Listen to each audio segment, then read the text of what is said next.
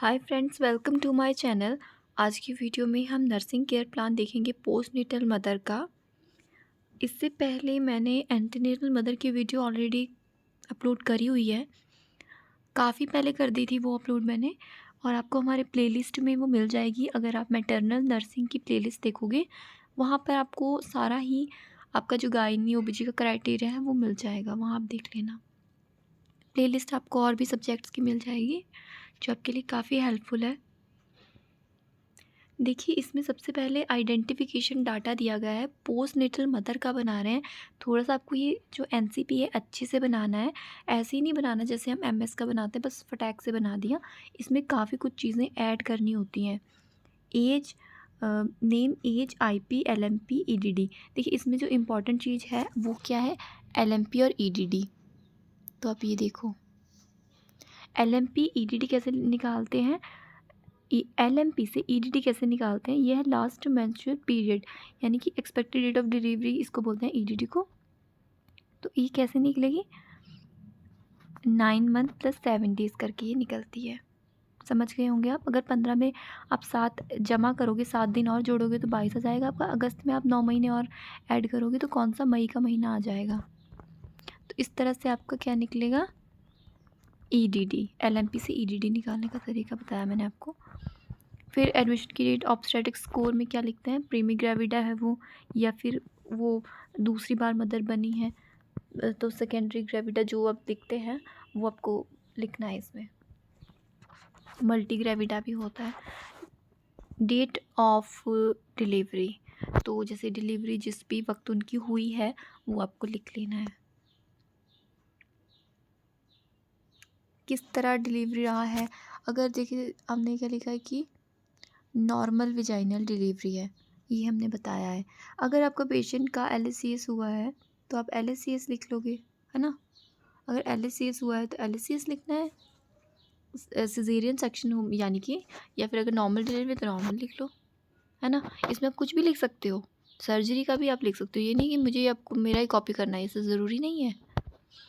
Occupation बताना है mother का, रिलीजन क्या है उनका, एड्रेस। तो मैं आपको अच्छे से पढ़ के इसीलिए बता रही हूँ कि ज़्यादातर मेरे को यही कमेंट आता है कि बड़ी गंदी राइटिंग है, ये है वो है। तो मैं पढ़ पढ़ के बता रही हूँ। एड्रेस, चलो जो भी आपके पेशेंट है जहाँ का भी है वो एड्रेस आप लिख लो। ये कॉपी करने की बिल्कुल ज़रूरत नहीं है इसमें भी। इंट्रोडक्शन पेशेंट की लिख ली है कि भाई हमारा पेशेंट है, उनका एज इतना है, वो इस वार्ड में है, इसकी ये तकलीफ़ें हैं, एब्डोमेन पेन है ना।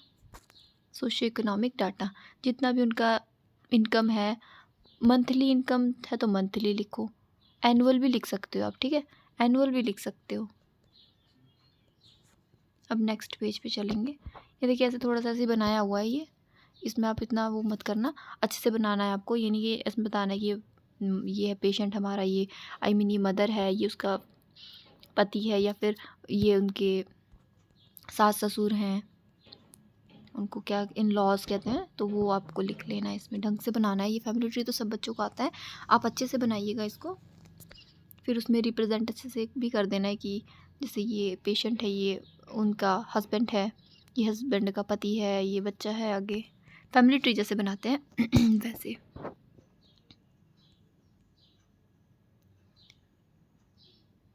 फैमिली मेडिकल हिस्ट्री, ठीक है, यानी फैमिली में कोई मेडिकली कोई प्रॉब्लम है तो आप लिखोगे, नहीं तो आप, जैसे हमने लिखा है नॉट सिग्निफिकेंट, बस इतना लिख कर काफ़ी है। पर्सनल हिस्ट्री भी बता देनी है, मेंस्ट्रुअल हिस्ट्री इसमें आती है। तो duration of menstrual cycle 3 to 7 days है। Menstrual started from 14 year of age, जितनी भी उम्र में, जैसे 12 ईयर भी लिख सकते हैं, इसमें 13 भी लिख सकते हैं। इस एज में पीरियड्स आना स्टार्ट हुए, वो वाली age. There is no problem in her menstrual cycle, तो नॉर्मल उनकी मेंस्ट्रुअल साइकिल रही, कोई प्रॉब्लम उसमें नहीं आई है उनको। ये है पास्ट मेडिकल हिस्ट्री, तो ऐसी भी कोई मेडिकल हिस्ट्री पेशेंट की नहीं है। पास्ट सर्जिकल भी आप लिख सकते हो, तो सर्जिकल भी नहीं है पास्ट में। प्रेजेंट में अगर पूछा गया तो प्रेजेंट का आप ज़रूर लिखोगे, पास्ट का आप नहीं लिखोगे। पास्ट में अगर सिजेरियन सेक्शन हुआ है तो आप लिख लो सिजेरियन। नॉर्मल डिलीवरी में कुछ इंसीजन है तो वो नहीं आएगा। सिजेरियन सेक्शन अगर पेशेंट का हुआ तो उस तरह से आप बना सकते हो उसको। ये यहाँ पे थोड़ा थोड़ा सा कट गया है ये पीडीएफ में, तो आप इसमें क्या लिखोगे कि प्रेजेंट मेडिकल हिस्ट्री में आप एनवीडी आप लिखोगे, यानी कि नॉर्मल वेजाइनल डिलीवरी। पेशेंट की अगर सर्जिकल हिस्ट्री हुई है तो आप लिखोगे सर्जिकल हिस्ट्री होगी पेशेंट की। प्रेजेंट सर्जिकल हिस्ट्री में ऐसा लिखना है आपको। तो ये भी हो गया। ये इसमें आपको दिख ही नहीं रही होगा ढंग से ना, इसको आप रहने ही दो। जो मैंने आपको ऐसे वर्बली बताया ना, वही आप कर लो। ऑब्स्टेट्रिक हिस्ट्री देखिए, तो ऑब्स्टेट्रिक हिस्ट्री में क्या है, ये आप ईयर्स वगैरह सही लिखना, ये कॉपी बिल्कुल मत करना, ठीक है, पुराना एनसीपी है। Pregnancy event uneventful, labour event ऐसे ही आप लिख लेना, अगर आपको समझ में आ रहा है तो ठीक है। डिलीवरी का मेथड, अगर सिजेरियन हुआ सिजेरियन सेक्शन आप लिखोगे। यहाँ पे नॉर्मल वेजाइनल डिलीवरी बताया गया है। और पेपेरियम, जो जैसे डिलीवरी के बाद का जो पीरियड है जिसमें ऑर्गन्स अपनी नॉर्मल पोजीशन में आने लगते हैं, जैसे डिलीवरी और प्रेगनेंसी से पहले होते हैं, वो पेपेरियम है, तो उसका भी अनइवेंटफुल बता दिया है। बेबी के बारे में बताना है, गर्ल बॉय कौन हुआ है, कितना उसका वेट है। इन्वेस्टिगेशन, ये ब्लड इन्वेस्टिगेशन है सारी की सारी, इसमें haemoglobin, blood sugar, haematocrit, specific gravity हुई है, तो ये लिख लीजिएगा। यूरिन की है। फिज़िकल एग्जामिनेशन, तो पेशेंट का फिज़िकल एग्जामिनेशन स्टार्ट हो चुका है इसमें, तो ये तो आप बिल्कुल आराम से समझ पा रहे होंगे, मुझे लगता है इसको पढ़ने की भी ज़रूरत है। हेड टू फुट एग्जामिनेशन कर रहे हैं हम, हेड फेस स्किन, इसके बाद आइज़ का करा, फिर ears nose mouth neck chest, ये सब आप इस तरह से ही लिखते रहना इसमें। तो ये तो इजी होता है, ये इतना समझने की ज़रूरत नहीं है, मैं हर वीडियो में समझा देती हूँ आपको। क्योंकि फिर एब्डोमेन का देखिए, इंस्पेक्शन वगैरह हम करते हैं, तो इसमें ये चीज़ें आपको ऐड करनी है, क्योंकि हमारा जो एनसीपी है वो है ओबीजी वाला, और इसमें थोड़ा सा आपको चीज़ें सही से लिखनी है, सब कुछ नॉर्मल नहीं लिखना है। लीनिया निग्रा एब्डोमेन के में जो लाइन से आपको दिखती है, एक लाइन ब्लैक सी होती है, उसे कहते हैं। और स्ट्राइल ग्रेविडरम साइड में ये लाइनें होती हैं, थोड़े थोड़े से मार्क्स बन जाते हैं, क्या कहूँ उसको मैं, एब्डोमेन के अराउंड में कुछ इस तरह से हो जाते हैं, उसे कहते हैं। लीनिया निग्रा क्या होती है, मान लीजिए ये अम्बलाइकस है, उससे नीचे एक लाइन सी बन जाती है, कहाँ तक बनती है, सिम्फाइसिस प्यूबिस तक बनती है, कुछ इस तरह से आप समझ लीजिए, वरना आप एक बार गूगल में देख लेना पिक्चर। शेप कैसी एब्डोमेन की, स्फेरिकल शेप है। कंसिस्टेंसी, ये तो पता नहीं क्या है, इसको हटा देना। एब्डोमिनल गर्थ आप मेजर करके लिखोगे, जेस्टेशनल वीक लिखना है आपको, काउंट करके फंडल हाइट लिखनी है, फिर पैल्पेशन ऑस्कल्टेशन, ये सब कुछ हमें करना है।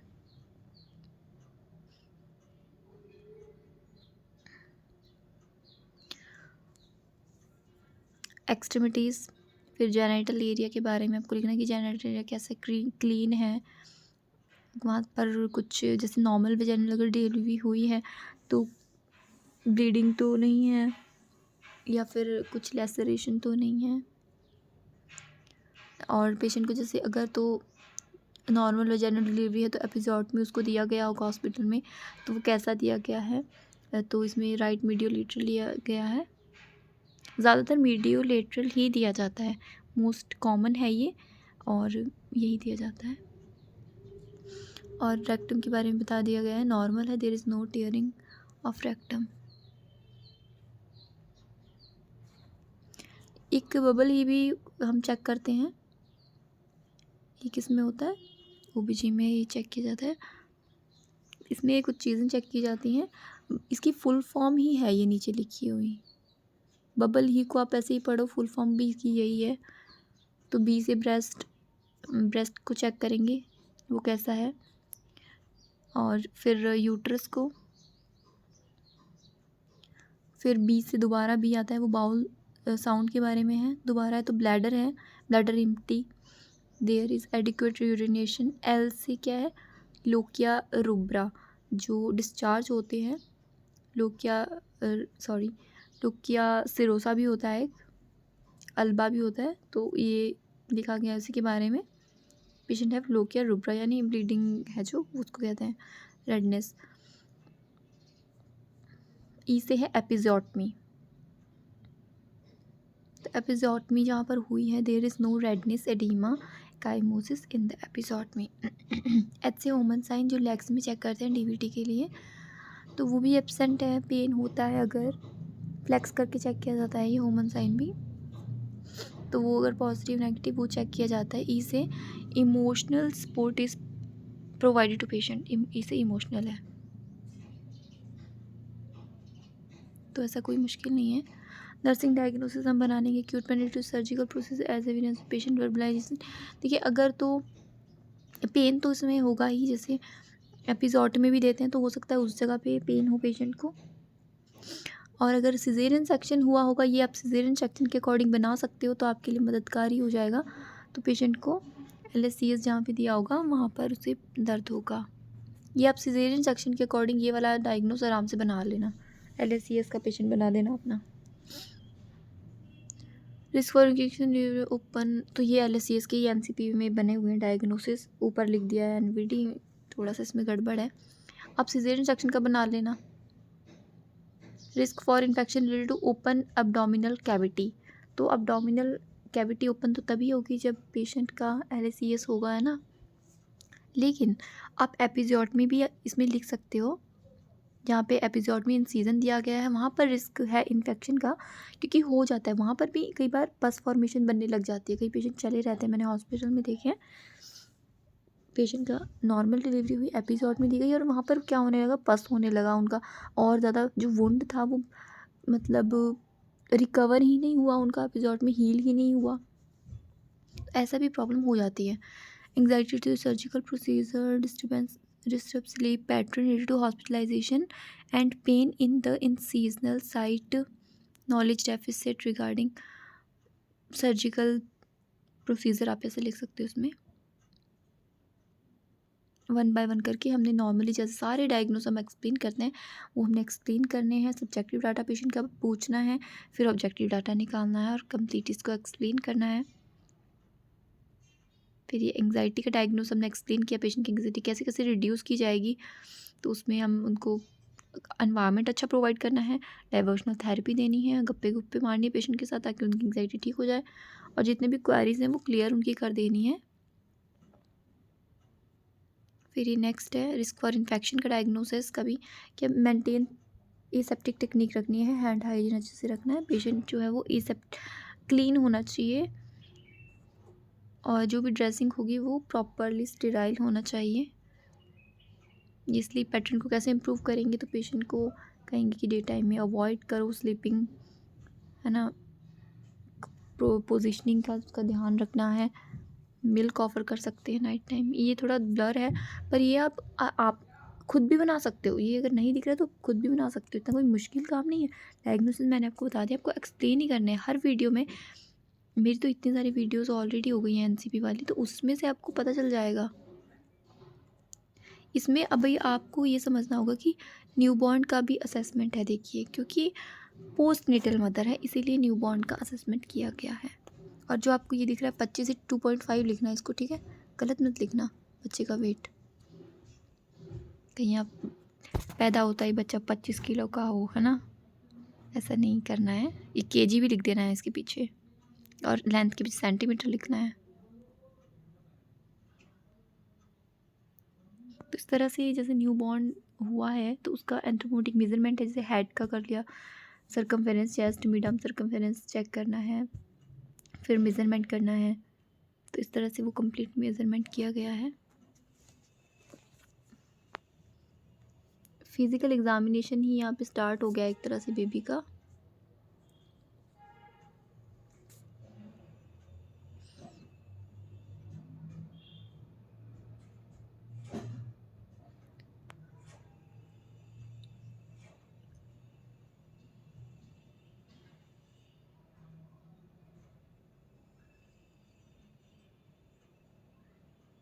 यहाँ पे एब्डोमेन आ गया है, और एब्डोमेन की गर्थ शेप, कोई हर्निया या फिर एक्सट्रीमिटीज़ फिर चेक करना है, back spine, bowel bladder, genital reflexes check करने हैं बेबी के, और नर्सिंग डायग्नोसिस। ये जो स्टार्ट हो गया ये न्यूबॉर्न का ही है, पोस्टनेटल मदर में क्योंकि न्यूबॉर्न भी आ जाता है तो फिर उसका भी हमें लिखना चाहिए। इससे आपका एनसीपी थोड़ा अच्छा लगेगा। आप चाहो तो ये पोर्शन हटा सकते हो, ठीक है, अगर आपको छोटा बनाना है। पर मैं आपकी अच्छी एनसीपी बनाना चाहते हो तो आप इसे ऐड कर सकते हो। इनफेक्टिव एरियर के रिलेटेड इन्फ्लामेशन, ऑब्स्ट्रक्शन और पेन, इनफेक्टिव ब्रीदिंग पैटर्न का डायग्नोस बन गया एक, डेफिशिट फ्लूइड वॉल्यूम।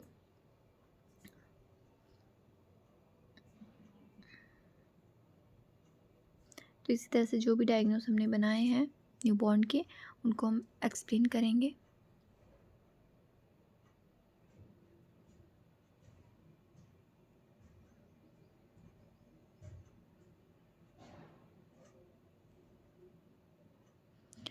ये डायग्नोस है infective airway, infective breathing pattern due to inflammatory process और पेन,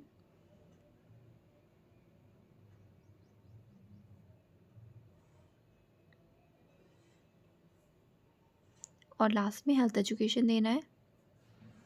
दोस्तों, जिन भी बच्चों को वीडियोस क्लियर नहीं दिखती है वो थोड़ा सा क्वालिटी इंक्रीज़ कर देना।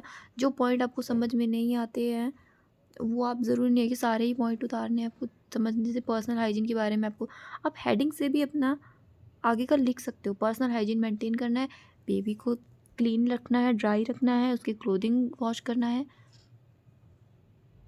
ये वाला आप रहने दो, ये समझ नहीं आ रहा है तो इसको छोड़ दो। डाइट का ध्यान रखना है, लिक्विड डाइट, उसको लिक्विड डाइट क्या है इसमें आप लिख सकते हो कि ब्रेस्ट फीडिंग जो है वो हर 2 घंटे में होनी चाहिए। इसमें आप ये लिख दो, एक्सरसाइज के बारे में लिख दो